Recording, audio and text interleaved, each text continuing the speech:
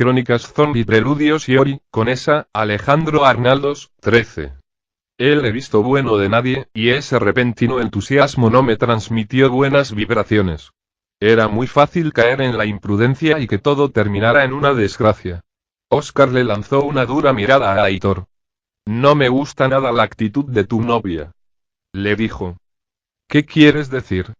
Respondió él frunciendo el ceño. Habla de su familia como si estuviera segura de que sigue vivita y coleando, le contestó el cazador. Han pasado más de 2 semanas, en estas condiciones eso es mucho tiempo, ¿estás seguro que no será un problema si resulta que no es así? Durante un segundo Aitor no supo qué contestar. No será un problema, le aseguró finalmente. Venga. ¿Tenéis todas las armas listas? Pues vámonos ya. El furgón se puso en marcha y los 5 se marcharon por la M40, probablemente en el único momento de la historia de la ciudad en la que esa carretera no tenía tráfico, lo cual daba una idea bastante precisa del nivel apocalíptico de destrucción que habían causado los muertos vivientes. El barrio, nada humilde, por cierto, donde vivía Raquel estaba muy cerca de donde habíamos acampado, y tenían razón cuando decían que no se aventurarían demasiado dentro de la ciudad, ya que quedaba pegado a la linde de esta, pero aún así tenía un temor dentro que no era capaz de suprimir. Después de todo lo ocurrido, más gente muerta era lo último que quería. Clara salió de la tienda frotándose los ojos y bostezando.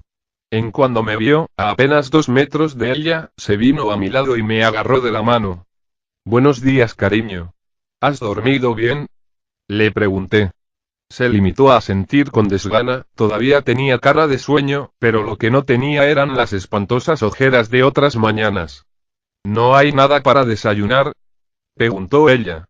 No sé, supongo que después de no haber cenado anoche ya nos toca. Vamos a preguntarle a Félix. Le contesté dirigiéndonos hacia él, que seguía mirando el lugar por donde el furgón se había perdido de vista. Félix, Clarita pregunta si nos toca desayunar esta mañana o seguimos castigadas. Bromeé con él cuando llegamos a su altura. Sí, creo que ya nos toca comer algo, ¿verdad? Dijo. Vamos con los demás. Seguimos a Félix hasta el bidón, y una vez estuvimos todos allí fue a la tienda de campaña donde guardábamos la comida. Salió un minuto más tarde con varias latas cargadas entre los brazos, un par de tarros de cristal con salchichas dentro y algunas conservas. Por fin. Gruñó Jorge cuando la comida llegó hasta nosotros. Es inhumano esto de tenernos toda la noche en ayunas. Si no vuelven con más comida vas a saber tú lo que es estar en ayunas, replicó Félix mientras comenzaba a repartir lo que había sacado entre todos. Erika, ¿quieres hacer el favor de ir a la tienda de Silvio y despertarle? También querrá comer. Erika obedeció y se dirigió hacia su tienda mientras Félix nos daba a Clara y a mí el bote de cristal con salchichas. Lo abrí y dejé que fuera ella la primera en coger una. ¡Ah! Tío. Mierda, joder. Por el vocabulario utilizado no me cabía ninguna duda de que era Erika la que gritaba. Félix dejó la comida en el suelo y salió disparado hacia ella, mientras que los demás simplemente nos quedamos observando. La chica se había asomado a la tienda de campaña de Silvio, el último miembro de nuestro grupo. Silvio era actor, o eso decía él, porque nadie le recordaba de ninguna película u obra de teatro, de modo que más bien debía ser un aspirante a actor. Él pertenecía al primer grupo de personas, al de la gente que se había visto sobrepasada por la situación y no hacía ningún esfuerzo por intentar sobreponerse y seguir adelante.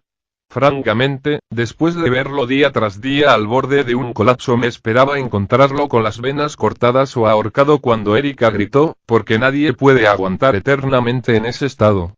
Sin embargo, aunque no era esa la situación, no me había equivocado por mucho. ¿Qué pasa ahí?, preguntó Jorge cuando Félix se asomó también a la tienda. Mierda. Necesito ayuda. Gritó agachándose en el suelo. Como Tony estaba vigilando la carretera, Agus tan solo miraba sin decidirse a acudir a la llamada de ayuda. Jorge no estaba dispuesto a mover un dedo por nadie y se hacía el aturdido y Judith parecía no saber qué hacer. Tuve que ser yo quien me acercara. ¿Puedes quedarte con ella un momento?, le pedí a Judy dejando a Clara con ella. Ahora mismo vuelvo, cariño. Me acerqué a la tienda de campaña de Silvio y me asomé dentro. Su cuerpo estaba tirado en el suelo de la tienda, blanco como una tiza y con espuma en la boca. ¿Qué coño ha pasado? Le pregunté a Félix comenzando a ponerme nerviosa. Él le estaba tomando el pulso en el cuello, y se me hizo eterno el instante que tardó en quitar el dedo y decir: «Tiene pulso». Como respuesta, el cuerpo de Silvio se sacudió con un espasmo. Al hacerlo movió la mochila donde guardaba sus cosas, y que utilizaba también de almohada. Bajo ella me pareció haber visto algo, de modo que me agaché a intentar cogerlo. «No sé qué le pasa», decía Félix sin saber qué hacer. «Y el único médico se acaba de largar». Joder, qué oportuno todo. Lo que Silvio guardaba bajo su almohada resultó ser una bolsita con un polvo blanco dentro, un polvo que explicaba perfectamente sus síntomas. Cuando se la mostré, Félix y yo nos miramos, y luego miramos al pobre de Silvio, que se retorcía sumido en una sobredosis. «Deshazte de eso discretamente», me dijo. «Lo último que necesitamos es que Jorge o Erika sepan que hay droga por aquí». Tuvo que tenerla todo este tiempo», exclamé sin poder creer que no nos hubiéramos dado cuenta antes de que se estaba metiendo algo en el cuerpo. «Parece que se le fue la mano», dedujo Félix. «¿Sabes qué demonios podemos hacer?». Negué con la cabeza, no tenía ni la más remota idea de cómo se trataba una sobredosis. Seguramente no había demasiado que pudiéramos hacer sin un hospital y médicos, pero si se moría, sería horrible. Sobrevivir a todo lo sobrevivido para morir así era de chiste. «Vamos a intentar despertarlo, a mantenerle consciente», propuse sin mucha convicción. «Traeré un poco de agua», se ofreció Félix. «Avisa a Judith». Se me ocurrió de repente. A lo mejor ella sabía qué hacer. Félix asintió y, mientras él iba a por el agua, yo le desabroché los botones de la camisa a Silvio para que pudiera respirar sin presiones y le coloqué la cabeza de lado para que escupiera la espuma y no se atragantara con ella. Me aseguré de que Félix no estuviera cerca antes de decirle: «No sé si ha sido un accidente o lo has hecho a propósito, pero más te vale luchar, porque ya hemos visto todos demasiadas muertes para una vida entera, ¿no te parece?». Capítulo 2. Luis, tengo que admitir que, mientras veía por las ventanas de la puerta trasera del furgón policial como el campamento se alejaba, comencé a arrepentirme de haberme ofrecido voluntario para ir a casa de Raquel a por comida, y a traer con nosotros a su familia. Sentados en los asientos donde normalmente se coloca a los detenidos esposados íbamos Aitor, Óscar y yo. Sebas conducía y Raquel hacía de copiloto. «Tienes mala cara, Doc», me dijo Óscar mirándome como si me estuviera evaluando. «Estoy bien». Le tranquilicé recolocándome en el asiento y apartando la vista de la ventana. La verdad era que no estaba bien, la idea de volver a entrar en la ciudad me aterrorizaba, pero de alguna manera sentía que era lo que debía hacer. Todos mis conocidos y familiares me habían dicho alguna vez que pensaba demasiado en el futuro, pero eso me había servido muy bien a lo largo de mi vida y, si bien no podía haber previsto que algo como la resurrección de los muertos ocurriera, sí podía servirme para continuar vivo en el mundo que dejaran a su paso. Sí, como todo apuntaba, la sociedad tal y como la conocíamos había caído, los restos de humanidad, como nosotros, que sobrevivieran a tal cataclismo se verían catapultados a una etapa más similar a la Edad Media que a la contemporánea, y las implicaciones de aquello iban a ser bastante traumáticas para los que no pudieran adaptarse. ¿Cuánto tiempo puede verse un grupo asediado por los resucitados, escaso de comida, sin refugio ni lugar donde cubrirse de la lluvia, manteniendo alimentadas a bocas completamente inútiles? La desesperación terminaría haciendo que la humanidad y la compasión degenerasen en un cruel practicismo darwiniano que eliminaría a los más débiles, y no tenía intención de ser parte de ellos. Mi única arma para evitar la extinción eran mis conocimientos de medicina, algo que se volvería más y más valioso con el paso del tiempo, y pretendía explotarlo todo lo posible. Pero para ejercer de curandero necesitaba materiales, y como jamás imaginé que podría estar viviendo la situación en la que de hecho me encontraba, cuando no se me ocurrió pasar por la clínica. Era un fallo que pretendía corregir con ese viaje de vuelta a la ciudad. Un botiquín casero sería de mucha ayuda hasta conseguir algo mejor, y con eso me aseguraba de que no me dejaran atrás si la situación se volvía desesperada. ¿Por qué deshacerte de quien sabe curar heridas y tratar enfermedades si arrastras a personas como Silvio, Jorge, Agus, Raquel o Maite y su hija, sin ninguna habilidad práctica? Reconozco que la mía era una forma de pensar terrible, pero los tiempos que vivíamos eran así de duros. Aunque nunca votaría por dejar a su suerte a alguien si no era una cuestión de vida o muerte, no quería tener demasiadas papeletas para que votaran en contra mía tampoco. ¿Se me podía culpar por ello? Quizá algunos los hicieran, por eso no tenía intención de expresar en voz alta mis pensamientos delante de nadie. Por allí, entra por allí, le indicó Raquel a Sebas señalándole una salida de la M40 que nos metería directos en la boca del lobo. Qué irónico pensé, todo el mundo luchando y muriendo intentando salir de Madrid y ahora nosotros intentando entrar. Segunda salida. Volvió a señalarle Raquel, pero entonces Aitor se puso en pie y se asomó a la pequeña rendija que comunicaba el vagón con la cabina del conductor. No. Coge la tercera, exclamó. No es tan recto pero bajaremos por la avenida, que es más amplia, por si hay reanimados bloqueando la calle. ¿No estará bloqueada por coches de la gente que intentaba salir? Preguntó Oscar mirando hacia adelante también. No debería, ya os he dicho que esta zona fue evacuada muy pronto. Respondió Aitor con no demasiada seguridad. Sin embargo, tal y como había dicho, la calle se encontraba completamente despejada, salvo por una buena cantidad de coches aparcados, coches que ya se podían considerar como abandonados a efectos prácticos. Aparte de eso, y salvo por el silencio sepulcral que lo dominaba todo, nadie podía decir en aquella zona que los muertos se habían levantado e invadido la ciudad. Sebas comenzó a conducir más despacio para no hacer mucho ruido, ya que habíamos tenido la buena suerte de no encontrarnos resucitados, lo mejor era llamar la atención lo menos posible. Recuerdo esta avenida en concreto, fue de las primeras en ser evacuadas, nos explicó Aitor. Sacaron a la gente en camiones militares, por eso están aquí sus coches. Espera. Exclamó Oscar de repente, para aquí. Aún falta para llegar a mi casa. Protestó Raquel mientras Sebas detenía la marcha. Sí, pero estos coches tienen que estar llenos de gasolina, y no hay caminantes a la vista. ¿Qué mejor oportunidad para repostar vamos a tener? Podemos detenernos a llenar las garrafas de gasolina, propuso el cazador perspicazmente. ¿No es lo que querías, Doc? ¿Y el agua dónde la metemos? Preguntó Aitor. Ella dijo que tenían botellas de agua mineral en la casa, podemos cargarlas sin más. De todas formas necesitaremos la gasolina tanto como el agua si queremos salir de ese puto campamento y buscar un refugio mejor. Como nadie se opuso, Oscar y Sebas salieron del vehículo, cada uno cargado con uno de los bidones y con un tubo de plástico, con los que pretendían vaciar los depósitos de los coches abandonados. Yo bajé del furgón también, más que nada para ir haciéndome una idea de lo que iba a suponer estar allí fuera, sabiendo que al doblar la esquina, en cualquier lugar podía haber un resucitado acechando. No era una sensación tranquilizadora, pero tenía que empezar a acostumbrarme. Los muertos vivientes iban a ser una constante en mi vida en adelante. El proceso de vaciado de depósitos resultó más lento de lo que me hubiera gustado. Estar allí parados en mitad de la calle tanto rato, mientras los bidones se iban llenando con el escaso combustible que salía del tubo, comenzaba a ponerme nervioso. ¡Oh mierda!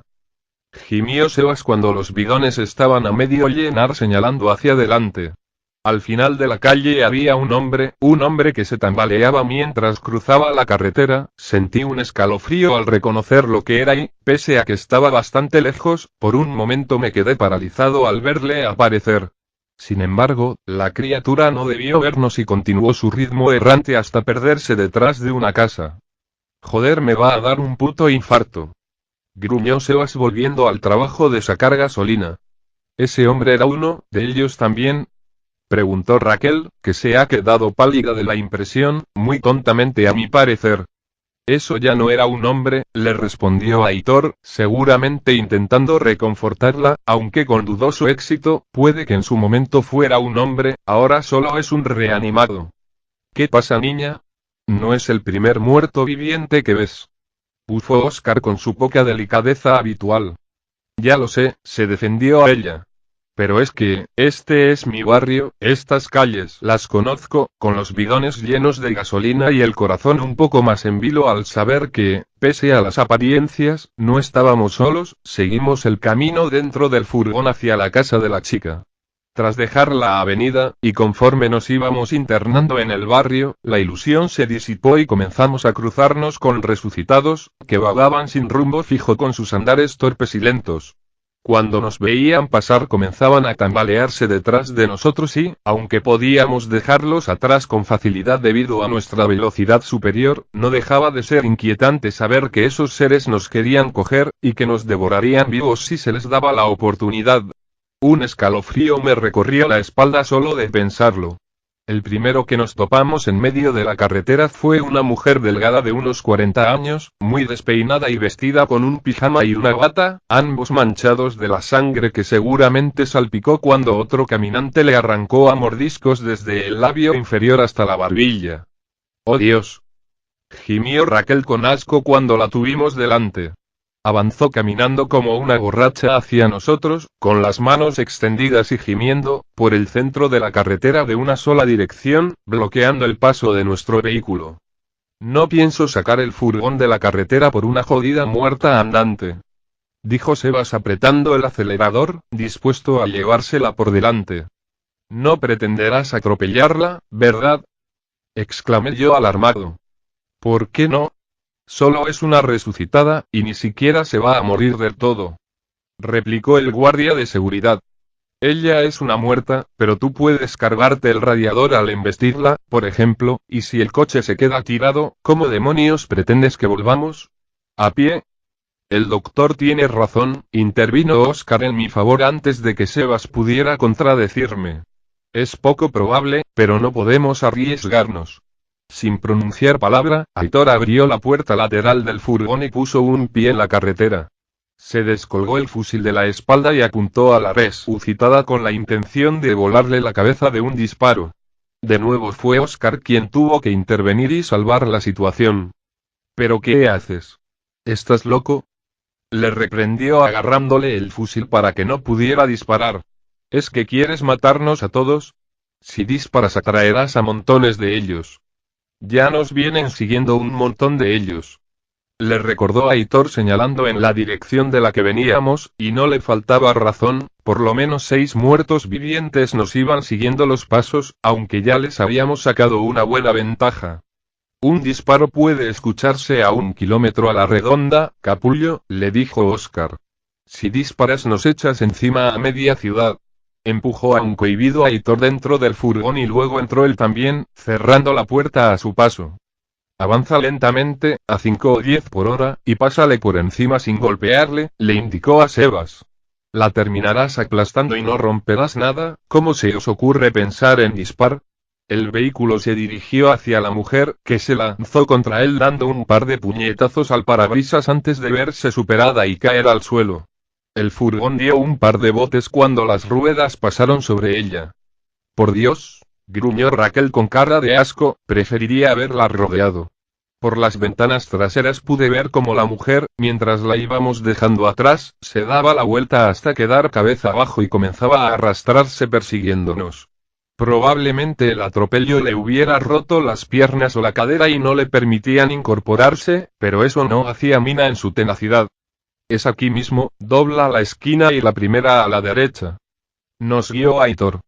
Al entrar por donde nos había indicado, nos encontramos con una calle de chalets con un tamaño considerable, con jardín, piscina y unas magníficas vallas que protegían el interior de cualquier muerto viviente indeseable. Vaya, es muy raro ver esto así, comentó Raquel, seguramente refiriéndose a los contenedores volcados, las papeleras rotas y la basura que el viento había arrastrando y desperdigado por el suelo. Siguiendo las señas de Aitor, entramos en otra calle idéntica a la anterior, salvo que en ella había 3 resucitados dando vueltas por allí. Un hombre grueso y barbudo, con tirantes y una camisa blanca llena de sangre. Otro más joven vestido con un uniforme de jardinero y casi medio cuello arrancado a mordiscos. Y, por último, un niño muy pequeño, de unos 4 o 5 años, con el estómago abierto y las tripas colgando de una manera grotesca. ¡Oh Dios! Ese es el hijo pequeño de los vecinos, exclamó Raquel llevándose una mano a la boca.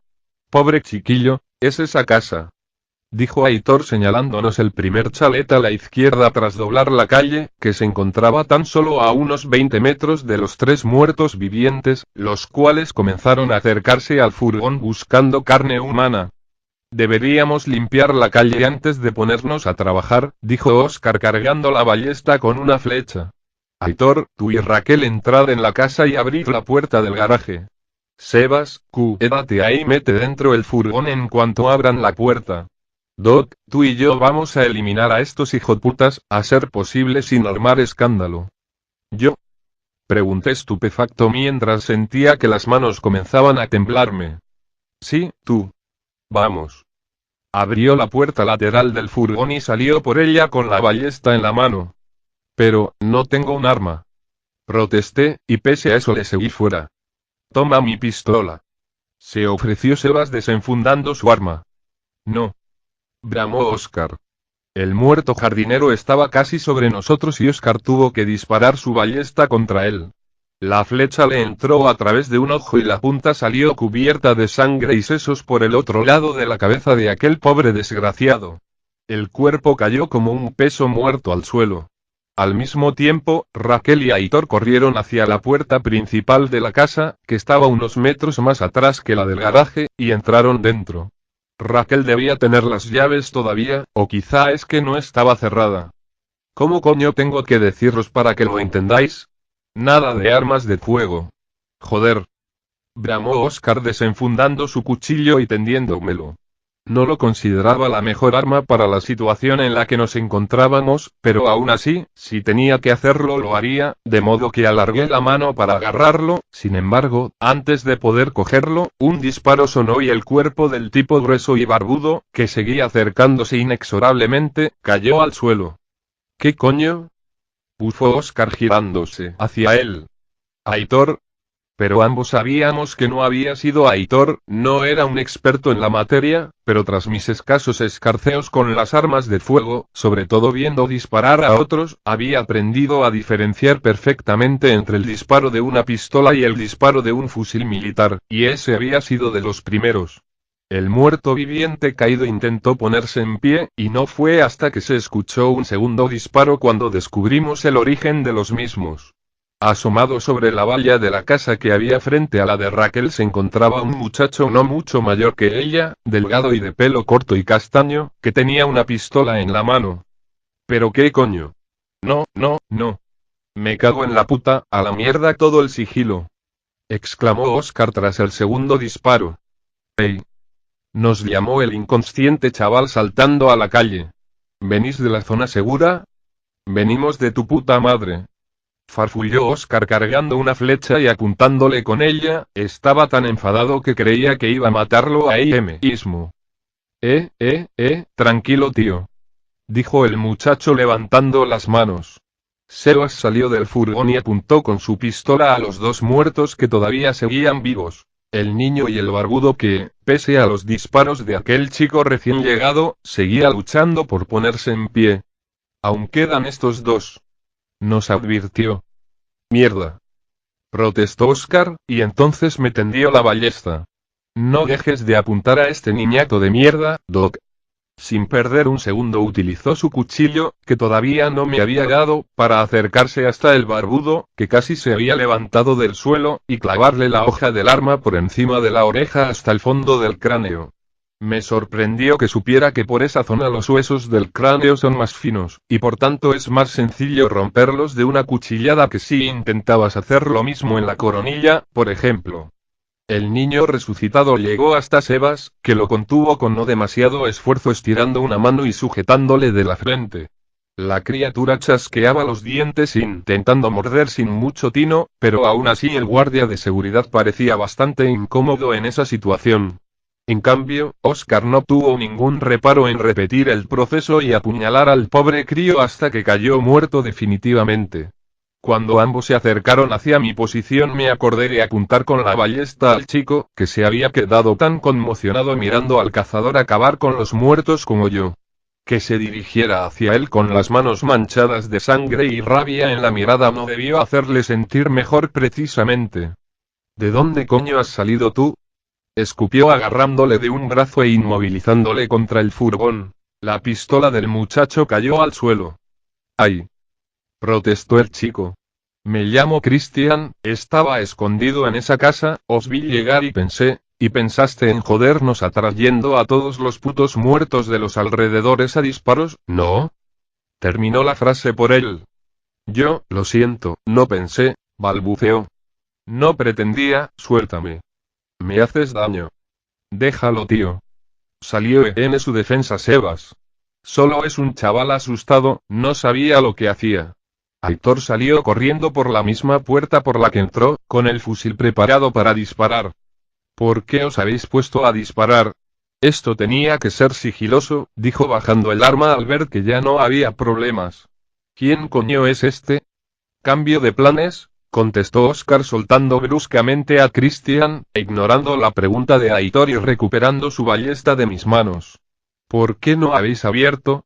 Atrancaron la puerta con un candado enorme y cadenas, no hay manera de abrirlo, explicó. Tendremos que dejar aquí el furgón e ir sacando las cosas que carguemos. Pues eso nos lo va a poner difícil. Replicó Sebas señalando la esquina por la que habíamos llegado hasta allí subidos en el furgón. 4 muertos se tambaleaban hacia nosotros, pero además, desde el fondo de la calle vimos venir un par más, caminando también en nuestra dirección, y lo más probable era que hubiera muchos otros que todavía no podíamos ver y que hubieran sido atraídos por el ruido. De repente se escuchó un grito de mujer proveniente del interior de la casa. Raquel. Gritó Aitor lanzándose dentro de la casa de nuevo. Es una puta locura, seguir matando resucitados solo atraerá más, reflexionó Oscar. Creo que tengo una idea. Entrad todos dentro de la casa y no hagáis ruido. Por favor. No me dejéis aquí. Suplicó el chico mirándonos alternativamente a Sebas y a mí, que no le habíamos maltratado como Oscar. Coge mi ballesta, le ordenó a Sebas mientras él recogía la pistola de Christian del suelo. Los intentaré alejar de aquí con los disparos y si hay algo ahí dentro lo podréis matarlo en silencio, para no atraerlos aquí. Cuando el ruido los lleve lejos de aquí podremos cargar el furgón con seguridad. ¿Quieres que vaya yo contigo? Los dos tendríamos más posibilidades, se ofreció Sebas. No. Exclamó Oscar revisando el cargador de su nueva arma. Sé tratar de atraerlos y luego volver sin que me sigan, más fácil será escapar si voy solo, tú asegúrate de que este niñato no atraiga la atención de los resucitados sobre la casa liándose a tiros otra vez y nos condene a muerte. Y mira a ver qué coño está pasando ahí dentro con la parejita. Sin esperar a su respuesta, dio un ensordecedor disparo al aire mientras salía corriendo en dirección contraria a por donde se acercaban los muertos. Podridos de mierda. Aquí. Gritaba intentando atraer su atención. Aquí. Movidos por el ruido, comenzaron a acercarse hacia él con sus lentos y tambaleantes pasos. Venga. Vamos dentro. Dijo Sebas después de coger la ballesta de Oscar, lanzándose hacia la puerta y seguido sin rechistar tanto por Christian como por mí, que no tenía ninguna gana de seguir allí fuera. Con Oscar ocupado, Sebas se había quedado de alguna manera al mando del grupo, y no me parecía la persona más apta para el mismo, pero no habría sabido decir quién de todos nosotros lo era, de modo que no quise discutir. Después de atravesar la puerta de la valla a toda prisa, entramos en un amplio jardín que todavía se conservaba bien cuidado, aunque se notaba que llevaba varios días sin ser atendido. Unos cipreses de pequeño tamaño crecían junto a la misma valla, protegiendo la propiedad de las miradas indiscretas del exterior y, como era el caso, ocultando nuestra presencia allí de los muertos vivientes. Me llamó la atención que en la gran cristalera de la fachada del chalet, a través de la cual se podía ver todo el comedor de la vivienda, se había resquebrajado. En mitad del jardín, Aitor golpeaba con la culata de su rifle la cabeza de una mujer bajita y rechoncha, de origen probablemente sudamericano. Raquel se encontraba a 2 metros de ellos, de rodillas en el suelo y con las manos tapándose la cara. Con un último golpe de rifle, los sesos de la mujer se desparramaron sobre la hierba y dejó de moverse. Cuando Aitor se levantó tenía manchas de sangre en la ropa. ¡Oh Dios! Pobre Consuelo. Gimió Raquel con lágrimas en los ojos. Estad alerta, podría haber más, dijo Aitor mirando a su abatida novia de reojo. ¿Por qué habéis empezado a pegar tiros? Seguro que lo han oído todos los caminantes de la urbanización. ¿Y se puede saber de dónde ha salido este tío? Me llamo Christian, volvió a presentarse el muchacho. Los disparos han sido culpa mía, lo siento, creía que estaba ayudando. ¿Tú has sido el que ha disparado? Preguntó el soldado fulminándole con la mirada, por su tono de reproche parecía mentira que él hubiera estado dispuesto a hacer lo mismo solo unos minutos antes. ¿Te has vuelto loco qué? Hey. Buen rollo tíos, dijo Christian levantando las manos. No quería molestar, ¿vale? Es solo que no veía a nadie desde hace días y pensaba que veníais de la zona segura. La zona segura cayó, le expliqué yo, fue arrasada por los muertos vivientes. Estamos unos pocos refugiados en un campamento a las afueras. No jodas. Exclamó quedándose boquiabierto por la noticia. La zona segura cayó. Qué putada tío, evacuaron a mucha gente allí. Ya basta de charla, tenemos trabajo que hacer y este lugar podría no ser seguro, nos interrumpió Sebas asumiendo su nuevo papel de líder. Creo que primero deberíamos registrar toda la casa, de arriba a abajo, y cuando estemos seguros de que no hay resucitados nos ponemos manos a la obra. Aitor, ¿por qué no te quedas con Raquel aquí fuera hasta que inspeccionemos el interior? Yo voy con vosotros, conozco la distribución de la casa, seré más útil dentro, replicó Aitor colgándose el fusil a la espalda. Luego se giró hacia Raquel, que comenzaba a recuperar la compostura tras ver a la asistenta transformada en un muerto viviente. Tú quédate aquí fuera, ¿vale? Seguro que están bien, pero es solo para asegurarnos. Se refería al resto de su familia, por supuesto, el habernos encontrado un resucitado en el jardín no era una señal esperanzadora como para pensar que todo iba bien allí dentro. Ella asintió y se quedó de rodillas sobre el césped del jardín. Esperad un momento, yo ni siquiera tengo un arma, protesté, poco dispuesto a entrar en una casa donde podría haber resucitados no teniendo siquiera un cuchillo a mano. ¿No hay un cobertizo o algo así donde pueda conseguir alguna herramienta que usar? Aquella casa tenía un jardín, no era del todo descabellado. ¿Herramientas para el jardín? Creo que están allí. Respondió Aitor señalando una pequeña caseta en la esquina de la valla. Cuando llegué hasta ella vi que la puerta tenía un candado, pero este estaba abierto. Dentro había varios productos de jardinería, regaderas, rastrillo, azadas, palas, sacos de tierra, insecticidas, etc. También un pequeño cortacésped, una sierra, 2 tijeras de podar y una motosierra, que seguramente utilizarán para podar las ramas de los cipreses. Terminé eligiendo como arma un rastrillo, era tentador coger la motosierra, pero nuestro cometido exigía sigilo. Cuando regresé con los demás, Sebas estaba hablando con Christian. Si quieres ayudar quédate aquí para abrirle la puerta a Oscar cuando regrese. Está bien, yo me quedo aquí vigilando, accedió. ¿Puedo tener un arma? Ese tío se llevó mi pistola. ¿De dónde sacaste tú una pistola? Le preguntó Aitor con suspicacia. Crónicas Zombie Preludios y Ori, con esa, Alejandro Arnaldos, 14. No la he robado. Se defendió. Se la cogí al cadáver de un poli, él ya no la necesitaba y creía que podría ser útil. Si quieres algo parecido a un arma mira en el cobertizo, le sugerí mostrándole mi rastrillo, luego caí en la cuenta de algo. Pero nada de coger la sierra eléctrica. Mientras nos dirigíamos hacia la puerta de la casa, Sebas armado con la ballesta, Aitor con su fusil y yo con un rastrillo, escuchamos a lo lejos un disparo. Solo podía ser Oscar intentando que los muertos vivientes le persiguieran y se alejaran de la casa. Con las llaves de Raquel abrimos la puerta principal, que daba directamente al amplio salón que se podía ver a través de la cristalera. Tenía 2 alturas, estaba amueblado con 2 sofás de diseño, una mesita de cristal en medio, una alfombra cubriendo la altura más baja y demás objetos de decoración que no parecían precisamente baratos. Al fondo, al lado de la cristalera resquebrajada, había una elegante mesa de madera rodeada de varias sillas, y al otro lado un pequeño pasillo por el que se podían ver las escaleras que llevaban al piso de arriba, 2 puertas y, al final, la cocina. Todo parecía estar intacto, salvo la cristalera rota, como si la casa hubiera sido abandonada. La despensa está en la cocina, nos guió Aitor. Arriba están los dormitorios y esas puertas llevan a un cuarto de baño y al garaje. Parece que nadie ha pasado por aquí en los últimos días, quizás los padres de Raquel decidieron marcharse, o quizás se hayan atrincherado en la despensa. De cualquier forma creo que deberíamos registrar toda la casa, también cabe la posibilidad, aunque no he querido decirlo delante de ella, que hayan acabado igual que la chacha. Empecemos asegurándonos de que hasta la despensa no hay problemas, dijo Sebas. Cuando hayamos hecho lo que veníamos a hacer registraremos el piso de arriba y el garaje. Como no tenía nada en contra de ese plan les seguí atravesando el comedor en dirección a la cocina.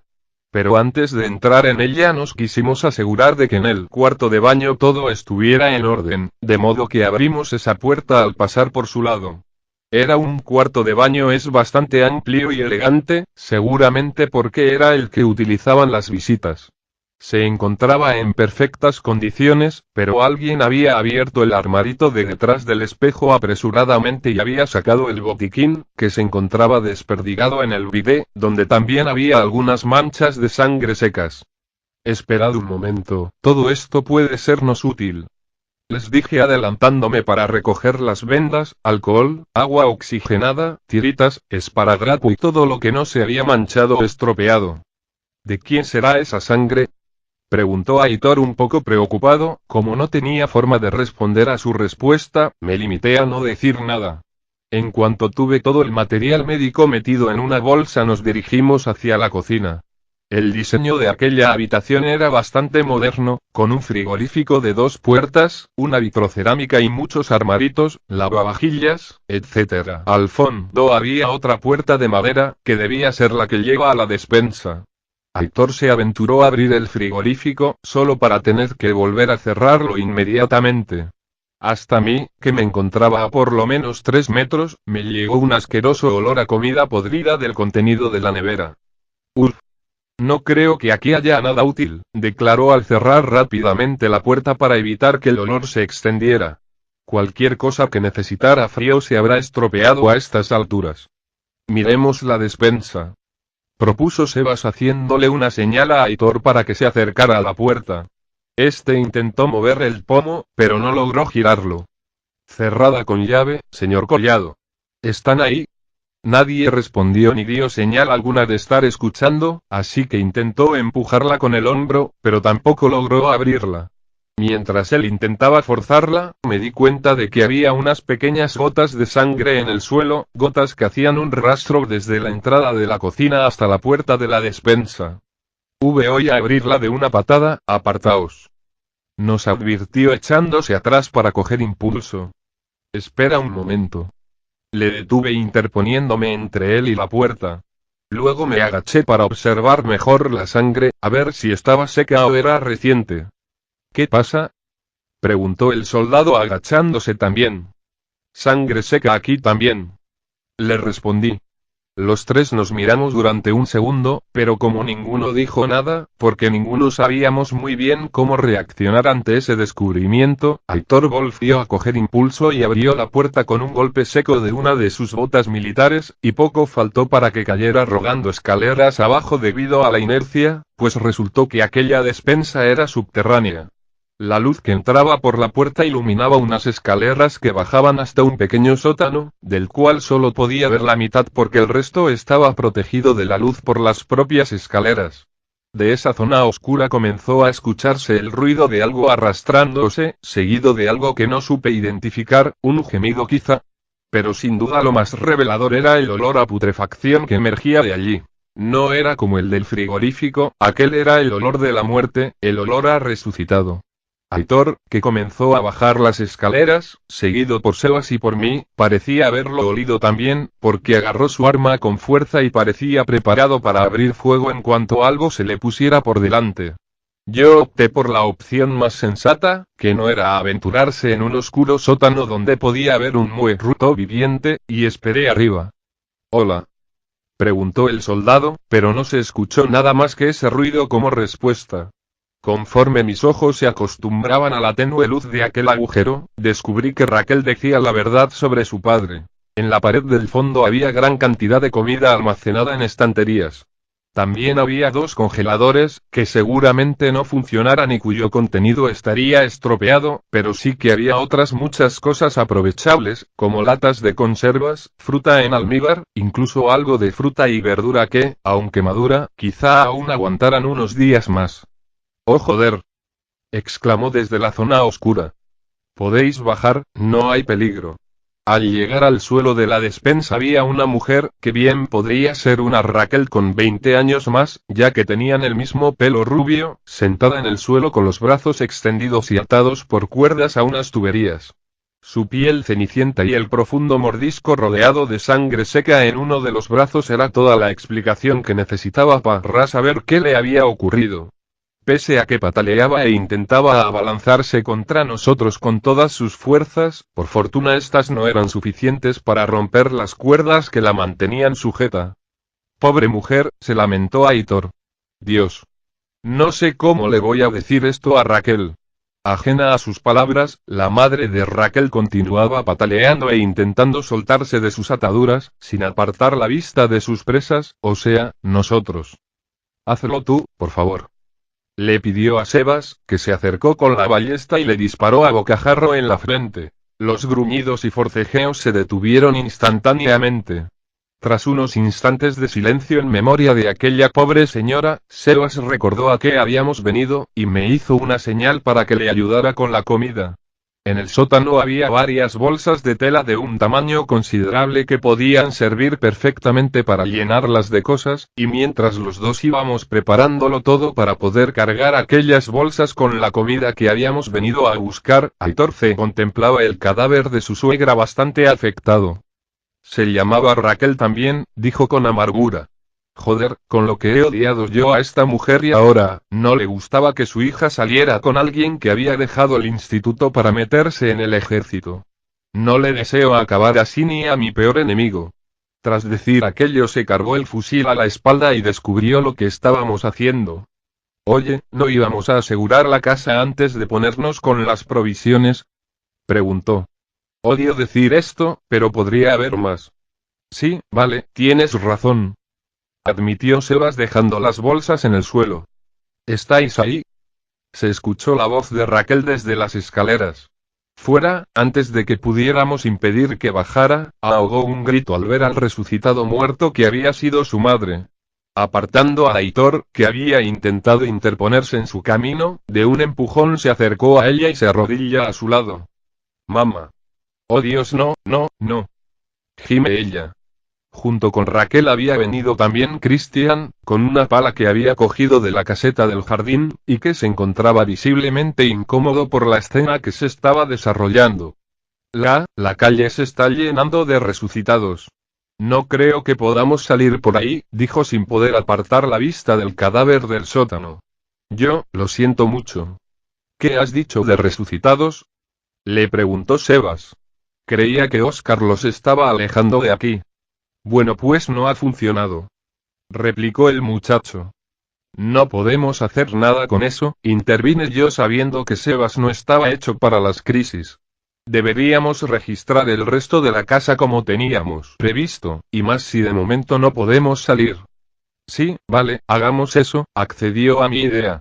Aitor, id vosotros tres, nos dijo el soldado, que cubría con un brazo a su desconsolada novia mientras ésta lloraba sobre el cadáver de su madre.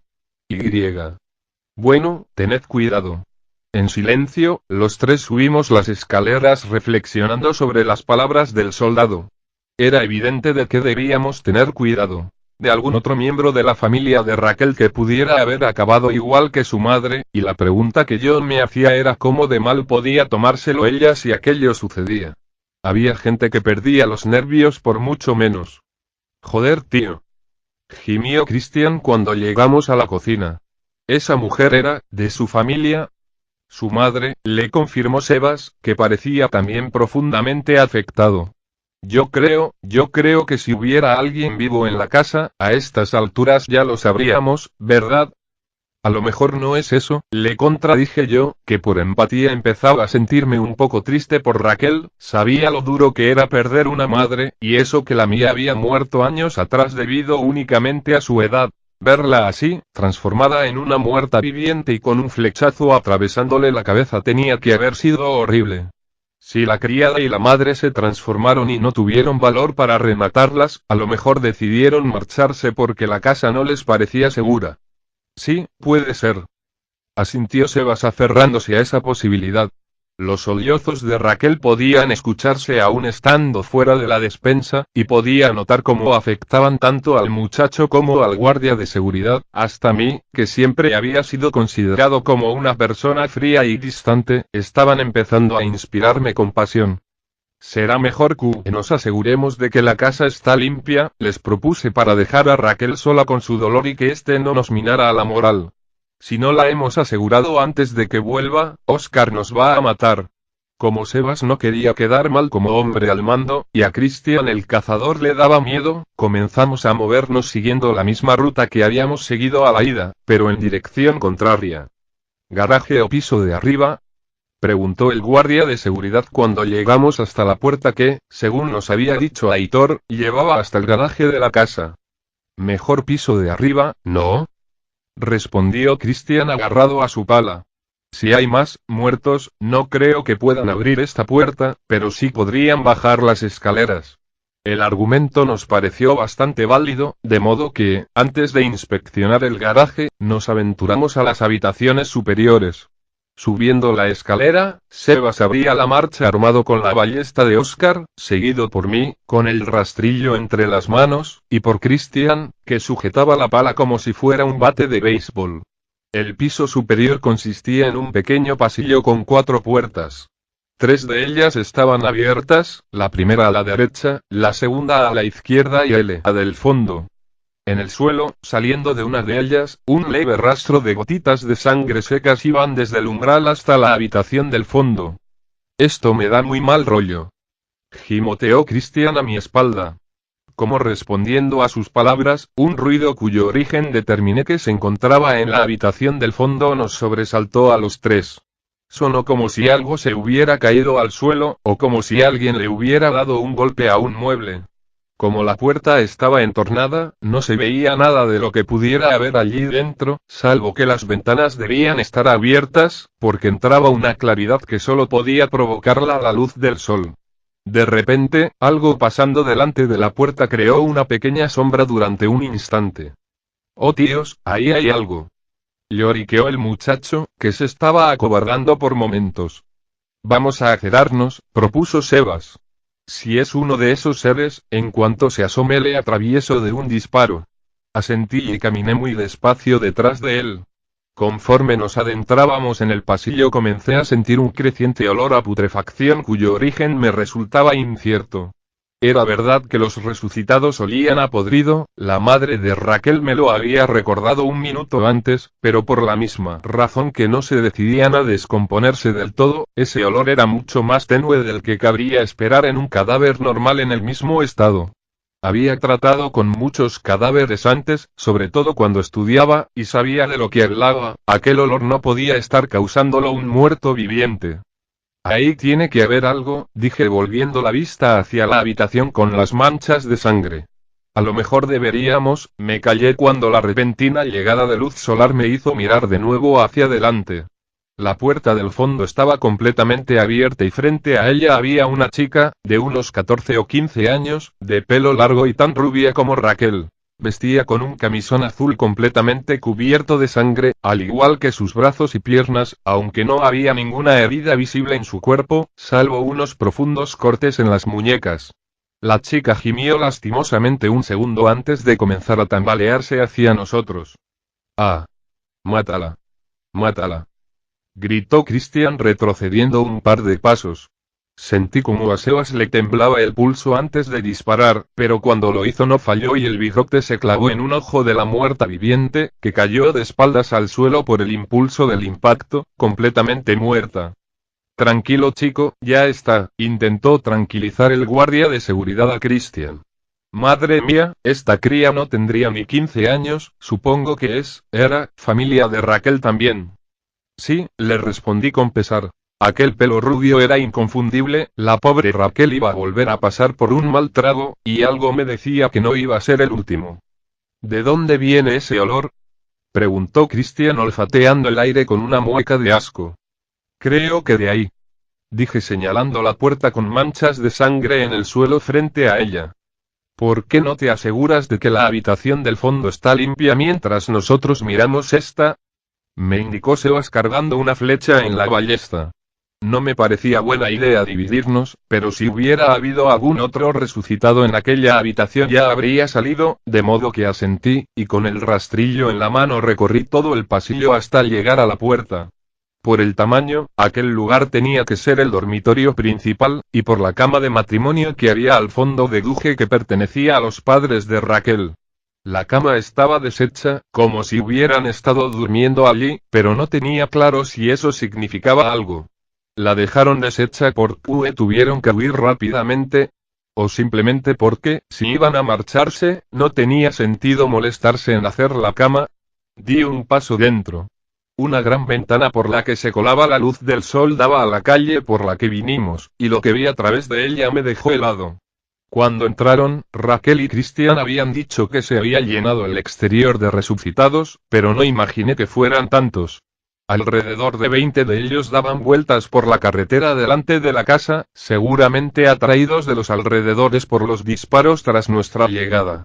Todo apuntaba a que la estrategia de Oscar, del que, por cierto, no se escuchaban disparos desde hacía tiempo, no había dado resultado. Unos rápidos pasos en el pasillo me sacaron de mis pensamientos y me pusieron en alerta. Aparté la vista del movimiento casi hipnótico con el que los muertos vivientes se tambaleaban y corrí hacia la puerta del dormitorio. Saliendo de la habitación que habían ido a inspeccionar a toda prisa, doblado por la cintura y sujetándose el estómago, Christian corrió hasta meterse en la tercera y última habitación abierta, de la cual salió un segundo más tarde para acabar a 4 patas en el suelo y comenzar a vomitar. ¿Qué pasa? Le pregunté alarmado acercándome. No pudo decir nada, solo balbuceó un par de palabras ininteligibles antes de tener otra arcada y volver a vomitar en el suelo, donde todavía se encontraba el cadáver de la muerta viviente que habíamos eliminado. Me asomé a la tercera habitación entornada, de la que había salido después de apenas asomarse, y lo que vi me dejó pasmado, pues su interior era una visión más propia de una película de terror que de la vida real. Se trataba de un cuarto de baño completamente manchado de sangre. Una cuchilla sobre el filo de la bañera tenía sangre seca en su filo, y dentro de la propia bañera las manchas se multiplicaban hasta cubrir prácticamente toda su superficie. La mampara de baño estaba descolocada, como si hubiera recibido un golpe muy fuerte que la hubiera sacado de su sitio.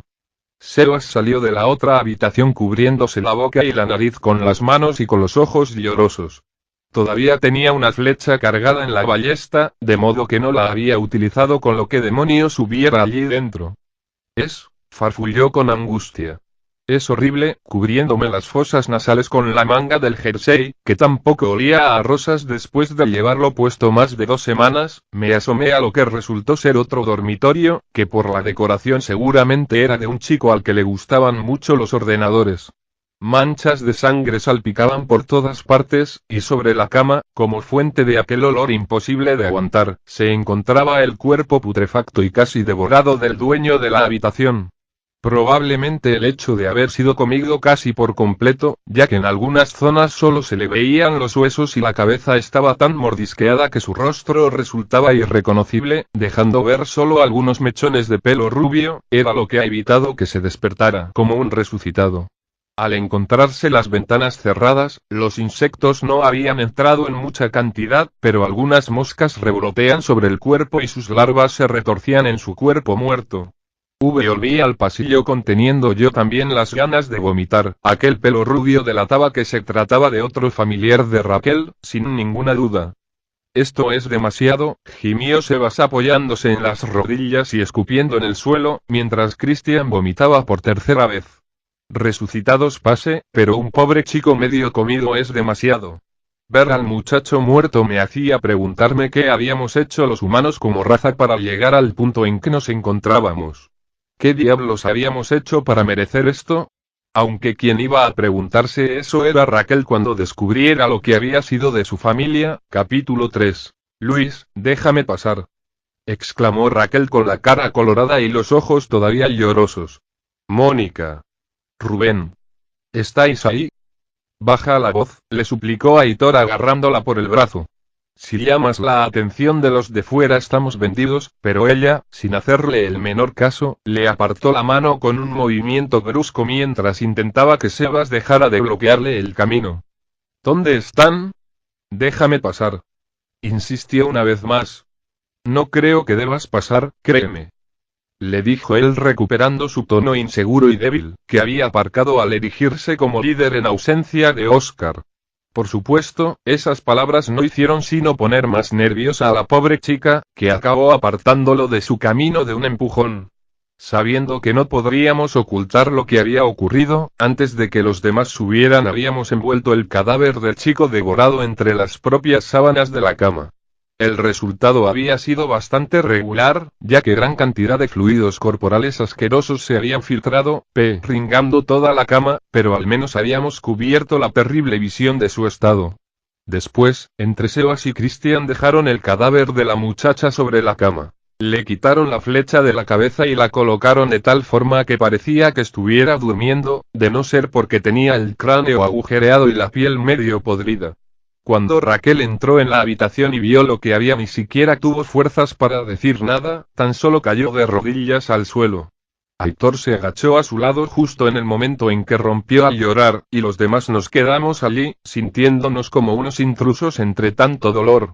Sin saber dónde mirar, terminé haciéndolo hacia el escritorio del dormitorio, donde el chico tenía todas sus cosas.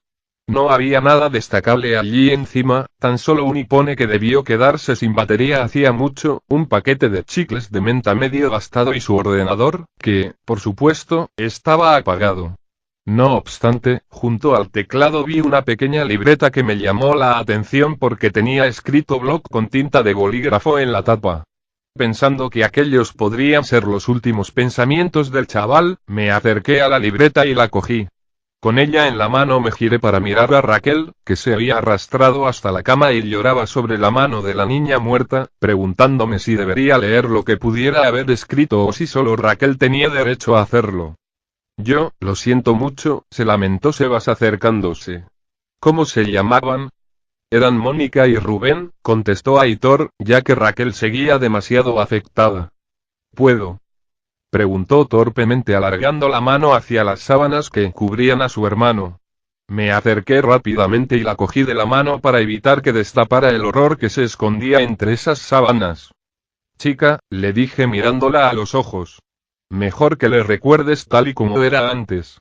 Dudó un instante, pero acabó retirando la mano y abrazándose a Aitor. ¿Por qué no vamos a tu habitación?, le propuso él. Puedes coger ropa limpia. Mi padre, dijo secándose las lágrimas con la manga de la chaqueta mientras se ponía en pie. ¿No le habéis visto aquí? Negué con la cabeza. A lo mejor está bien. Intentó consolarla Christian, pero Raquel no le hizo ni caso y, siendo dirigida por Aitor, entraron en la última habitación que quedaba por registrar de la planta. No le des falsas esperanzas, le reproché al chico cuando estuve seguro de que no podían oírnos. Las posibilidades de que esté vivo son casi nulas. Yo solo, lo siento, se disculpó un poco cohibido. Es que no sé qué hay que decir en estas situaciones. Es decir, ¿qué se puede decir? Es mejor no decir nada, concluyó Sebas con sabiduría. En mis manos todavía tenía la libreta que había cogido del escritorio, al final no le había dicho nada a Raquel sobre ella. Pensé que lo mejor sería mirar qué había escrito en ella antes de dársela. Quizá los últimos pensamientos de su hermano no fueran precisamente agradables e hiciera más mal que bien que los leyera. El cuaderno resultó ser una especie de diario improvisado del hermano. 27/1/2013. Tened que escribir esto a mano es una mierda, pero ya no hay electricidad ni internet, así que no puedo actualizar el blog. Debimos largarnos a la zona segura cuando pasaron los camiones de evacuación la última vez, porque esta casa es un puto infierno. A Consuelo la mordieron mientras venía y nos lo ha estado ocultando desde anteayer, ahora está agonizando en mi habitación y me toca dormir en la de Raquel y Mónica. Desde que ese capullo se fue con Raquel, Mónica ha estado bastante triste, pero Dios sabe que no tengo ni las ganas ni la forma de consolarla. 28/1/2013. Consuelo ha muerto esta tarde. Papá la ha llevado al jardín, no podemos sacarla de la casa porque anoche había otra vez de esos resucitados en la calle. La cosa cada vez pinta peor, anoche la ciudad estaba a oscuras completamente. Mamá dice que es porque ya no hay electricidad, pero yo creo que están todos muertos. Al menos he recuperado mi cuarto y no tengo que aguantar a Mónica todo el día llorando. 29/1/2013. Joder, qué puto día de mierda. Consuelo se ha despertado al mediodía como resucitada y está ahí fuera. Papá dijo que había que atravesarles el cerebro, pero no tuvo cojones para hacerlo. Joder, en las pelis es mucho más fácil. Al despertarse, resucitar, o lo que sea, ha empezado a golpear el cristal del salón. Cuando se ha empezado a quebrar hemos decidido subir al piso superior y hace un par de horas que no se escuchan los golpes. Papá dice que mañana por la mañana saldremos para matarla, rematarla, o lo que sea, eso espero, porque Mónica me está poniendo de los nervios, dice que todos vamos a acabar como ella y mamá ya está histérica. Rectifico lo que dije anteayer, Raquel hizo bien en largarse de aquí en cuanto pudo.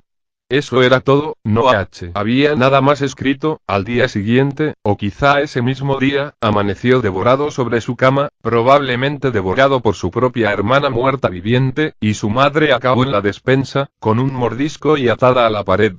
Todavía me faltaban unos cuantos datos para saber qué había ocurrido exactamente, pues no veía cómo podían haber terminado así si la tal Consuelo no había podido entrar en la casa, lo cual podía deducir fácilmente porque los cristales del comedor no estaban rotos y ella seguía fuera cuando llegamos. Joder. Mirad esto. Exclamó Sebas, que se había acercado a la ventana a respirar un poco de aire fresco, pues el olor a podrido de aquella habitación seguía siendo considerable. Debe haber visto la multitud que tenemos delante de la casa, pensé cerrando la libreta y guardándola en la bolsa donde llevaba el botiquín. No tenía claro si sería algo positivo o negativo para Raquel leerla, así que dejaría que fuera ella quien decidiera si quería hacerlo o no. ¿Qué pasa?, preguntó Christian acercándose a mirar. Me sorprendió cuando se escuchó un disparo desde la calle. Un disparo solo podía significar que Oscar estaba volviendo, pero no tenía sentido que disparara estando tan cerca de la casa cuando su intención era alejarlos. Haciéndome entre los dos un hueco en la ventana vi a Oscar llegar doblando una esquina, con varios resucitados tambaleándose tras él, y frenando en seco al ver que delante de la casa también teníamos a una considerable cantidad de muertos vivientes esperándole. ¿Qué pasa?, preguntó a nuestra espalda la alarmada voz de Aitor. ¿Qué ha sido ese disparo? Es Oscar. Le señaló Sebas apartándose para que pudiera asomarse. El cazador salió corriendo hacia la puerta de la casa, pero hasta yo me daba cuenta de que eso no era factible. Había como 10 muertos bloqueándole el paso. ¿Qué demonios pasa? Se supone que tenía que alejar a los reanimados y no atraerlos, exclamó Aitor apoyando el fusil contra el alféizar de la ventana y arrodillándose en el suelo para poder observar por la mira del arma. Apártalelos de la puerta, le urgió Sebas. Si no, no podrá entrar. Mierda. Me tapa la valla, maldijo Aitor. Sebas apuntó con la ballesta, pero tenía el mismo problema. La valla que rodeaba la casa hacía que desde el primer piso fuera difícil apuntar a algo que estuviera más cerca de la mitad del ancho de la calle. ¿Qué pasa?, preguntó también Raquel entrando corriendo a la habitación. Ninguno le contestó porque en ese momento un Oscar rodeado de muertos vivientes se lanzó hacia el interior del furgón, que seguía aparcado al lado de la puerta del garaje. Me cago en la puta. Se escuchó su voz maldecir desde la Lo sabía, es que lo sabía. Oh no, hijos de puta, a mí no me vais a comer. Lo siguiente que se escuchó fue un disparo, e inmediatamente después todo saltó por los aires. Los 5 caímos al suelo cuando una inmensa explosión reventó los cristales de la ventana. La onda expansiva hizo vibrar la casa y a mis tímpanos hasta tal punto de que llegué a pensar que se me iban a romper. Una llamarada y un apestoso humo negro comenzaron a surgir del lugar de la explosión, y al mismo tiempo empezaron a llover trozos de metal y de cuerpos carbonizados al césped del jardín. Raquel gritó, Aitor se cubría la cabeza con las manos para protegerse de la lluvia de cristales, Sebas y Cristian habían caído uno encima del otro al pie de la cama, y yo me clavé dolorosamente el borde del escritorio en la espalda, pero medio aguanté en pie, y gracias a eso fui el primero en volver a la ventana y mirar atónito cómo el furgón en el que habíamos llegado se había desintegrado casi por completo en la explosión. Todo apuntaba a que Oscar, acorralado por los resucitados, al disparar había hecho estallar los bidones de gasolina que habíamos rellenado antes de llegar a la casa. Muchos muertos vivientes habían saltado por los aires en pedazos. Todos los que había alrededor del furgón estaban en el suelo por la onda expansiva, y algunos todavía seguían ardiendo, aunque sabía por experiencia que a aquellos seres no les importaba estar quemándose hasta que eso no afectaba a sus capacidades motoras. Un humo muy negro se elevó hacia el cielo, llamando la atención de todo el barrio, y el ruido de la explosión seguramente atraería a todos los muertos vivientes de la ciudad hasta nosotros. Joder, exclamó Aitor desde el suelo. ¿Qué ha pasado? Preguntó gritando Raquel. Oscar, murmuró Sebas levantándose y asomándose también por la ventana. Oh mierda. Oh joder. Joder. Está muerto. Sentencié yo. Crónicas Zombie Preludios y Ori, con esa, Alejandro Arnaldos, 15. ¿Qué? Preguntaron al unísono Cristian y Raquel. Su cuerpo debía estar consumiéndose en las llamas que seguían quemando lo poco que quedaba del furgón que también era nuestro vehículo para salir de allí. Si en algún momento hasta ese instante había tenido miedo, no era nada comparado con el que sentía en ese instante. El único que sabía más o menos qué estaba haciendo había muerto, llevándose por delante nuestro vehículo, con el cual teníamos que sacar las provisiones que nos mantendrían alimentados los próximos días. Podía ser peor la situación. Aitor pensaba que sí. Tenemos que ir abajo, dijo atropelladamente recogiendo su fusil del suelo.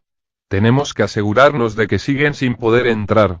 Lamentablemente tenía razón, la explosión había hecho saltar los cristales de todas las casas de los alrededores, y eso seguramente incluía la gran cristalera del comedor. Como el furgón estaba aparcado al lado de la valla, también cabía la posibilidad de que se hubiera abierto brecha, y sin valla y sin cristalera estábamos a merced de los muertos. Tal y como pensaba, el enorme cristal del comedor había saltado por los aires, llenando el suelo de toda la habitación de cristalitos, volcando varias sillas y haciendo que el televisor de plasma de la pared se quedara colgando en precario equilibrio. La valla parece que aguanta, dijo Aitor cuando volvió del jardín después de salir a confirmar que la casa seguía siendo inexpugnable. El furgón estaba pegado a la puerta del garaje, pero como la habían atrancado con cadenas ha soportado la explosión. ¿Y vuestro amigo? Preguntó Cristian apurado. ¿Estaba dentro del furgón? Todo apunta a que sí. Se lamentó el soldado. Oh mierda. Es mi culpa, gimió cubriéndose la cara con las manos. Yo disparé y atraje a los muertos hacia aquí, está muerto por mi culpa. Nadie le quiso quitar la razón, porque era cierto. Nunca se podía prever con total certeza lo que puede ocurrir, pero, si él no hubiera aparecido, en ese momento habríamos estado cargando bolsas de comida en el furgón, no encerrados en una casa destrozada y con Oscar muerto, de eso estaba completamente seguro. Raquel, que nada más bajar se había sentado sobre el sofá de diseño, abrazando sus propias rodillas y mirando al vacío, se puso a llorar otra vez, aunque dudaba mucho que lo hiciera por Oscar. ¿Qué vamos a hacer ahora? Preguntó Sebas ya sin disimular que el papel de líder le quedaba grande. Analicemos la situación, propuso Aitor. Hemos perdido a Oscar, no tenemos furgón ni vehículo para salir de aquí, ahí fuera está lleno de reanimados, y la explosión atraerá a todos los que la hayan escuchado, que no serán pocos, porque no sé de dónde coño han salido tantos de repente cuando por el camino no hemos visto casi ninguno. Tío, esos cabrones son engañosos, contestó Cristian. Yo llevo aquí varios días y los he visto. Por las noches están más activos y te aseguro que hay un nuevo de ellos dando vueltas por el barrio.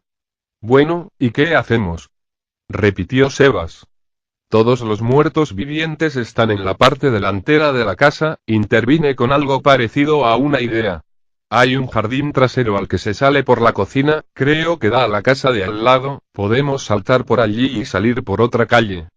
Pero esa casa es la de los Martínez. Replicó Raquel secándose las lágrimas y con la voceta tomada. ¿Y qué pasa? Preguntó Sebas. Su hijo era el niño que estaba fuera, en la calle, como uno de esos seres, ¿no os acordáis? Aunque el resto de su familia sean también resucitados, serán muchos menos que los que tenemos aquí fuera. Repuse yo, pero Aitor negó con la cabeza. Aún así, con todos los reanimados que habrá rondando por aquí a partir de ahora no podemos ir andando. Sería un suicidio, y más si tenemos que sacar la comida. Necesitamos un vehículo para salir de aquí, exclamó el guardia de seguridad. ¿Habéis mirado el garaje? Preguntó Raquel. En el coche de mi padre cabríamos todos. Sebas, Aitor, Cristian y yo nos miramos durante un segundo, nos habíamos olvidado por completo del garaje. Lo dejamos para lo último, pero los acontecimientos recientes habían hecho que no nos acordáramos de que seguía ahí, y en él podría estar la salvación que necesitábamos. De acuerdo. Doctor, usted, Sebas y yo iremos al garaje a ver si podemos usar el coche. Cristian, tú empieza a subir la comida desde el desván, mete todo lo que puedas en bolsas, organizó Aitor, habiendo quedado el guardia de seguridad fuera de juego. Raquel, además de comida podríamos coger mantas, jabón y de todo lo que nos falta en el campamento, ¿te encargas? Tardó un segundo en responder, pero finalmente asintió. Ahora más que nunca nada de hacer ruido, nos recordó. Puede que la calle se llene de muertos, pero no tienen ningún motivo para intentar entrar en la casa si no se lo damos. Con un plan trazado era más fácil mantenerse optimista, o al menos esperanzado. Mientras íbamos de camino al garaje me paré un segundo a pensar en Oscar, cuyos restos carbonizados debían seguir consumiéndose fuera, eran tiempos duros, y no podíamos pararnos a pensar en los muertos, los vivos éramos la máxima prioridad y no nos podíamos permitir el lujo de llorarlos ni de prestarles más atención de la necesaria. El interior del garaje se encontraba en penumbras porque, aunque había rendijas por las que entraba el sol en la puerta que daba a la calle, no eran suficientes para iluminar aquello completamente. En el centro se encontraba aparcado un vehículo de alta gama cubierto por una lona azul, y en las paredes había estanterías con herramientas y diversos artilugios mecánicos, principalmente repuestos para el coche. También vi una linterna y varias garrafas en una esquina, supuse que, además de para guardar el coche, utilizaban aquel lugar como trastero. La puerta del garaje era metálica, y como no vi ningún mecanismo de apertura manual me imaginé que debía abrirse con un mando a distancia, pero al no haber electricidad era poco probable que funcionase. Esas cosas podrían sernos útiles, afirmó Sebas mirando las herramientas de la pared. Si podemos, deberíamos intentar llevárnoslas también, ¿no? En cuanto dio un paso hacia los estantes, el coche tembló y se escuchó algo moviéndose dentro. En ese mismo instante me di cuenta de que alguien ha colocado una manguera en el tubo de escape del coche, una manguera que llegaba hasta la ventanilla delantera del automóvil. Por la lona que lo cubría no podía ver lo que había dentro, pero la realidad era más que evidente, alguien se había suicidado gaseándose con monóxido de carbono, y el hecho de que el coche se hubiera movido indicaba que se había transformado. Aunque encerrado en el coche no suponía un gran peligro, era sin duda inquietante. Sebas y yo nos quedamos mirando el coche como pasmarotes, mientras que fue Aitor el que le echó huevos y se acercó, con el fusil en la mano, y comenzó a retirar la lona que lo cubría. Al hacerlo, un hombre de unos 50 años, demacrado y de pelo entrecano, comenzó a golpear la ventanilla del coche, intentando lanzarse contra nosotros. Tal y como sospechaba era un muerto viviente. La teoría del suicidio se confirmó cuando vi que la manguera se metía por una rendija que había dejado abierta en la ventanilla del coche. Uno de los golpes que dio hizo temblar el coche y la manguera terminó cayendo al suelo. ¡Mierda!, bramó Aitor. Es el padre de Raquel. ¿Cómo ha acabado convertido? Pregunté sin ser capaz de encontrar una respuesta a esa pregunta. La muerte por inhalación de gases tóxicos no contagiaba la enfermedad que te transformaba en resucitado.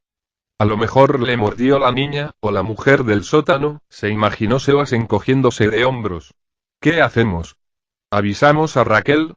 No, exclamó Aitor. ¿Puedes meterle un flechazo a través de la rendija de la ventanilla? ¿Estás seguro? A lo mejor ella, dudó el guardia de seguridad, pero le callé poniéndole una mano sobre el hombro. Es mejor que no lo vea así, le dije. Nadie querría ver a alguien de su familia convertido en una de esas cosas. Pobre chiquilla, se lamentó cargando la ballesta. Menudo día de mierda. No resultó difícil rematar a aquel hombre, pues en cuanto Sebas se acercó a la puerta del coche, él se lanzó hacia la ventanilla gruñendo, gimiendo e intentando sacar la cabeza por el estrecho hueco que utilizó el guardia de seguridad para disparar la flecha, que le atravesó la frente y se le incrustó en el cerebro, acabando con su desgraciada existencia de una vez por todas. Entre él y Aitor abrieron la puerta del coche y arrastraron el cadáver fuera. Mientras lo hacían olfateé el interior del coche, que además de a carne muerta y pudriéndose, no olía a nada más. Este hombre lleva mucho tiempo muerto, deduje. Ya ni huele a humo, debe haberse ido dispersando a lo largo de los días. Sobre el asiento trasero vi algo que parecía una agenda de cuero negro que me llamó la atención. Alargué la mano y la recogí preguntándome si, al igual que la libreta del chico, encontraría alguna respuesta a mis dudas allí dentro. Utiliza la lona que cubría el coche para envolver su cuerpo. Le indicó a Aitor a Sebas mientras él se sentaba en el asiento del conductor. ¿Pero tú sabes conducir? Le preguntó este al ver lo que pretendía. Claro que sí, respondió el soldado. ¿Pero tú cuántos años te crees que tengo? Mientras ellos hablaban, abrí la agenda a ver qué había escrito en ella. Como era de 2013, apenas había rellenado unas pocas anotaciones de los primeros días de enero con cosas relacionadas con su trabajo, a las que no presté demasiada atención. Sin embargo, entre los primeros días de febrero, había escrito a bolígrafo una buena parrafada. Fue un error dejar a Consuelo aquí, lo dijeron 1000 veces en las noticias y en todas partes, sabíamos lo que iba a pasar, pero no es lo mismo escucharlo que verlo, no podíamos matarla así sin más. Fue mi culpa. Su muerte, que habláramos de atravesar su cerebro, su resurrección en una de esas cosas, nunca debieron presenciarlo los chicos. Mónica estaba destrozada desde que su hermana se fue. Que se fuera le salvó la vida. Creo que no impedir que se marchara con su novio es mi única colaboración positiva desde que todo esto empezó. No tengo claro cómo fue, creo que Mónica no lo soportó más y se cortó las venas durante la noche. Al rato debió despertar como una resucitada, no sé cómo, porque no tuvo contacto con Consuelo en ningún momento, y la única puerta abierta que había era la de Rubén. Nos despertaron los gritos. Fue horrible. Ella le había mordido en el cuello y la sangre salpicaba por toda la habitación. Raquel se puso histérica e intentó separarlos, y eso le costó la vida. Mónica, o lo que antes había sido Mónica, le mordió en el brazo en el forcejeo. Cuando Rubén cayó sobre su cama y dejó de sangrar sabía que no tenía nada que hacer, era el segundo hijo que perdía esa noche. Raquel y yo corrimos hasta el baño de abajo e intentamos detener la hemorragia, lo conseguí, pero no servía de nada. Aún así me resistía a aceptar la realidad, así que bajamos al sótano, donde estaban la comida y el agua. Mónica ya era una resucitada, Rubén seguramente también, teníamos que protegernos. Consuelo aguantó un par días después de ser mordida, mi mujer no llegó a vivir 12 horas más. No soy médico, pero Consuelo apenas había sangrado y Raquel casi se desangra. Creo que la velocidad con la que la fiebre te mata tiene que ver con la distancia a una arteria o una vena, no lo sé. Tampoco pude hacer nada por ella, si no fui capaz de abrirle la cabeza a la asistenta, mucho menos a mi mujer cuando finalmente murió. Durante unas horas pensé que lo mejor era dejarla despertarse y que acabara conmigo. No sé por qué, al ver las cuerdas que tenía allí de cuando los niños tenían el columpio fuera decidí atarla. No aguanté ni 2 horas allí abajo después de que se despertara y empezara a forcejear para atacarme. Salí corriendo escaleras arriba y vine al garaje con la idea de lo que pensaba hacer, es la forma menos dolorosa que conozco. Mi familia está muerta, Raquel se ha ido y no va a volver, no tengo nada por lo que seguir. No sé cuánta gente queda viva ahí fuera, pero mientras el coche se llena de gas me ha dado por pensar que no les envidio. Era un relato duro, aquel hombre había visto con sus propios ojos cómo su mujer y sus hijos morían irremediablemente y había decidido terminar con su vida. Miré a Aitor, que en ese momento estaba girando la llave del coche para ponerlo en marcha. Rubén tenía razón, Raquel había hecho bien yéndose con él. Si se hubiera quedado en esa casa podría haber acabado como el resto de su familia. La suerte había favorecido tanto al soldado como a la chica, pero no podía evitar preguntarme si, como decía su padre, viendo en lo que se había transformado el mundo, era mejor estar muerto que vivo. No arranca, dijo Aitor después de varios intentos. Mierda. ¿Qué le pasa? ¿No es evidente? Respondí yo al caer en la cuenta. Se suicidó dejando el motor en marcha, quemando gasolina. Cuando murió no había nadie que apagara el motor, así que siguió encendido hasta que se quedó sin combustible. ¡Qué putada!, lamentó Sebas. A veces parecemos idiotas. Son los nervios. Nos disculpé. ¿Y qué vamos a hacer?, preguntó el guardia de seguridad. Nada, exclamó Aitor. ¿Qué podemos hacer? No tenemos vehículo, y encima tengo que decirle a Raquel que su padre también está muerto. Joder. ¿Por qué no puede salir nada bien peor una vez? Tampoco tenía respuesta para eso, últimamente tenía respuesta para muy pocas cosas. ¿Cómo se podían tener respuestas cuando el mundo había perdido el sentido? Después de que Aitor le diera las malas noticias a Raquel, entre Sebas y yo subimos el pesado cadáver del hombre al comedor. Allí, Christian había amontonado unas cuantas bolsas llenas de comida, junto a varias mantas y alguna ropa que la chica había sacado de los armarios. «Oh tío, ¿y qué vamos a hacer?», preguntó Christian secándose el sudor con una manga de su jersey cuando les explicamos lo que había. Dejamos el cuerpo del padre de Raquel al pie del sofá y ella se arrodilló a su lado para velarlo. No lloró, no debían quedarle lágrimas, o fuerzas para que salieran, desde luego no había sido su mejor día. Casi habría hecho mejor no viniendo con nosotros, se habría ahorrado tener que pasar por lo que estaba pasando. No lo sé, le respondió Sebas. Ya se nos ocurrirá algo. ¿Qué significa eso? ¿Vamos a quedarnos aquí encerrados mientras la calle se llena de muertos vivientes? Christian parecía aterrado. No podéis hacer eso. Podemos salir por el patio trasero y correr hasta salir de la ciudad. Si nos damos prisa, tío, corta el rollo. Le interrumpió Aitor, que se sentó al lado de Raquel para darle fuerzas en un momento tan difícil. Estamos así por tu culpa, que no se te olvide. Esas duras palabras le hicieron callar y, alicaído, se sentó en una de las sillas de la mesa del comedor. Quizá tenga razón, intervino Sebas. Si salimos por el patio de atrás y saltamos a la otra casa, con todo eso, dije yo señalando las bolsas. Sé que eso parece lo más fácil, pero vinimos aquí a por comida y agua, no podemos andar saltando tapias y corriendo de un lado a otro con ese cargamento encima, con los alrededores llenándose de resucitados y sin un vehículo. Los muertos vendrán atraídos por el ruido, pero si no detectan comida se acabarán dispersando, podemos simplemente esperar. ¿Esperar a qué?, insistió el guardia de seguridad. ¿A que se haga de noche? Si hace falta, le respondí. No me hace ninguna gracia a mí tampoco, pero creo que es mejor tomárselo con calma que intentar huir de cualquier manera. Yo creo que me estoy mareando, dijo Raquel desde el suelo, interrumpiendo la discusión. Intentó ponerse en pie, pero Aitor tuvo que sujetarla para que no se cayese al suelo. Ayúdame, me pidió Aitor ayudándole a sentarse sobre el sofá. Estoy bien, dijo con voz débil mientras yo me acercaba a ella. Ha sido solo un mareo, quiero subir a mi habitación. No deberías subir escaleras ahora, le recomendé poniéndole una mano en la frente para ver si tenía fiebre. Deberías descansar, han sido demasiadas impresiones negativas. No, dijo negando con la cabeza. Quiero subir a la habitación, por favor. Suplicando con esa voz tan débil, Aitor no pudo negarse, de modo que, pasándole una mano por encima de su cuello, la ayudó a subir las escaleras.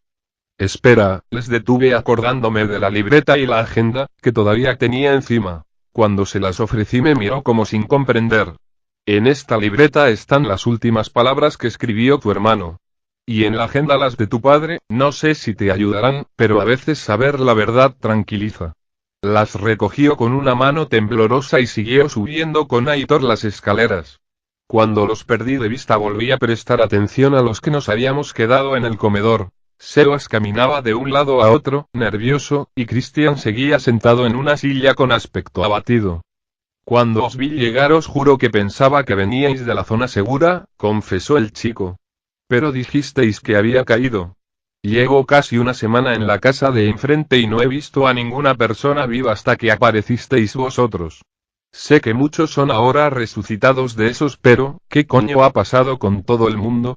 ¿Están con vosotros a las afueras? ¿Con nosotros? Le preguntó Sebas anonadado deteniendo su paseo. Con nosotros apenas hay 10 personas más. ¿10? Exclamó alarmado. Pero habrá otros lugares donde la gente iría, ¿no? Joder. En esta ciudad vivían millones de personas. Pues en tal caso ya tienes el número aproximado de muertos vivientes que hay por ahí fuera ahora mismo. Le respondí yo, dejándole más chafado si cabía. Tras un par de minutos en silencio, reflexionando sobre el significado de lo que se acababa de decir, y las implicaciones de que todos los habitantes de Madrid pudieran ser en ese mismo momento resucitados, escuchamos los pasos de Aitor bajando las escaleras. No iba solo, Raquel debía haberse quedado en la habitación, pero él bajaba arrastrando la sábana donde iba envuelta la hermana. ¿Qué haces? Le pregunté. Si vamos a pasar todo el día aquí no vamos de dejar los cuerpos pudrirse sin más, ¿no? Respondió. Les voy a dar un entierro digno en el jardín trasero. Christian, necesito tu pala. Miré a Sebas dubitativo, no me parecía buena idea ponernos a cavar tumbas en el jardín, ni siquiera en el trasero, con esos muertos dando vueltas por la calle, pero él parecía estar de acuerdo con todo aquello. Merecen un entierro, y mantenernos ocupados nos servirá para no volvernos locos. Dijo encogiéndose de hombros. No podía quitarle la razón, así que me sumé a aquel ritual funerario, y entre Aitor, Sebas, Christian y yo sacamos todos los cuerpos al jardín trasero. Un solitario árbol era la única vegetación que creía allí, además del césped del suelo y los cipreses de la valla. Sebas tenía razón, mantenerse ocupado en algo ayudaba a sobrellevar todo aquello, y sentir el fresco viento del invierno en la cara mientras cavábamos unas tumbas para la familia de Raquel resultaba hasta agradable. Al cabo de un rato, la susodicha apareció por la puerta de la cocina. Por los ojos hinchados y la cara roja resultaba evidente que había estado llorando otra vez, aunque ya parecía más serena. ¿Puedo ayudaros? No quiero estar sin hacer nada. Claro, dijo Aitor dejando de cavar y tendiéndole la pala. Intenta no hacer mucho ruido para que los reanimados no nos escuchen. ¿Por qué no subes a ver si los muertos vivientes se han dispersado un poco? Si Oscar estuviera aquí seguro que hubiera querido tener a alguien vigilándolos. Le propuse al soldado, que asintió y volvió al interior de la casa. Aproximadamente una hora más tarde, pasado ya el mediodía, estábamos depositando los cadáveres enrollados en mantas en 4 agujeros cavados al pie del árbol. Como ninguno de nosotros era sacerdote o tenía especial habilidad con la oratoria, nadie dijo nada, y en cuanto Raquel estuvo preparada y nos hizo una señal comenzamos a llenar las tumbas de tierra otra vez. Ojalá hubiéramos podido recuperar algo del cuerpo de Oscar, lo que fuera, dijo Sebas una vez terminado el trabajo, contemplando los 4 montículos que eran las tumbas de la familia de Raquel. Sé que era un poco desagradable a veces, pero debía tener buen corazón cuando se quedó con nosotros, sobre todo porque yendo solo le habría ido mucho mejor que cargando con todo el campamento a sus espaldas, ¿verdad? No lo había visto desde ese punto de vista, pero probablemente tuviera razón. Él era un hombre habituado a vivir de lo que él mismo cazaba y a pasar largas temporadas en el campo, si hubiera pasado de nosotros no le habría ido mal, sin embargo, se quedó. Aitor volvió a salir del jardín y nos hizo un gesto a todos para que nos acercáramos. ¿Qué pasa? Le preguntó Raquel alarmada. No habrán entrado los resucitados, ¿verdad? No, pero he visto una cosa, venid rápido. Nos dijo misteriosamente. Le seguimos escaleras arriba, hasta la habitación del hermano de Raquel, que todavía olía a podrido, aunque habiendo retirado el cadáver y con la ventana rota el olor era aguantable. Mirad allí, nos señaló con la ventana.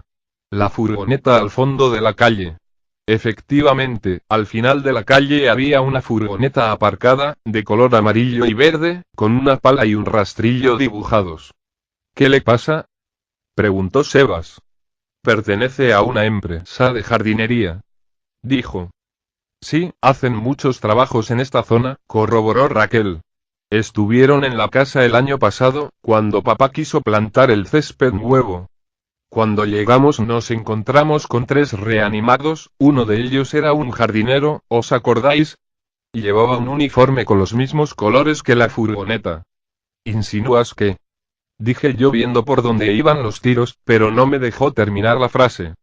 Que podría haber llegado aquí en esa furgoneta, que podría tener las llaves encima todavía y que, si es así, podríamos utilizarla para huir. Concluyó el soldado con entusiasmo. Pero ese jardinero podría haber venido de cualquier parte, le contradijo Sebas. No tiene por qué tener relación con la furgoneta. De la misma empresa y en la misma calle. Mucha casualidad, ¿no te parece?, insistió Aitor. ¿Cuántos trabajos de jardinería debieron pedirse cuando la crisis de los muertos vivientes ya había empezado? Supongamos que todo eso sea como dices, intervine yo no muy convencido. Seguimos teniendo el problema de que el cadáver del jardinero está ahí fuera, donde se están juntando todos los muertos vivientes del mundo. Desde la misma ventana donde nos encontrábamos se podía ver cómo los muertos eran ya más de 30. La explosión había herido a muchos de ellos, pero no reaccionaban a las heridas como las personas normales, algunos todavía caminaban o se arrastraban con medio cuerpo calcinado. Sí, ese es un problema, confesó. Pero si 3 de nosotros los atraemos hacia un lado de la valla y otro cubre desde aquí, uno podría salir, buscar en el cadáver del muerto las llaves y volver. Yo mismo podría salir y... No, exclamó Raquel alarmada. Podrían matarte, hay muchos de esos seres ahí fuera. Lo haré yo, se ofreció Christian, dejándonos a todos atónitos, que no tenía la actitud y la sangre fría de un héroe era algo de lo que cualquiera de nosotros se había dado cuenta ya. Yo saldré fuera y cogeré las llaves de la furgoneta. ¿Estás seguro de eso?, le preguntó a Aitor tan sorprendido como los demás. Podría ser muy peligroso. Tengo que hacerlo, estáis aquí atrapados por mi culpa, se explicó. Y por mi culpa ha muerto también vuestro amigo, iré yo.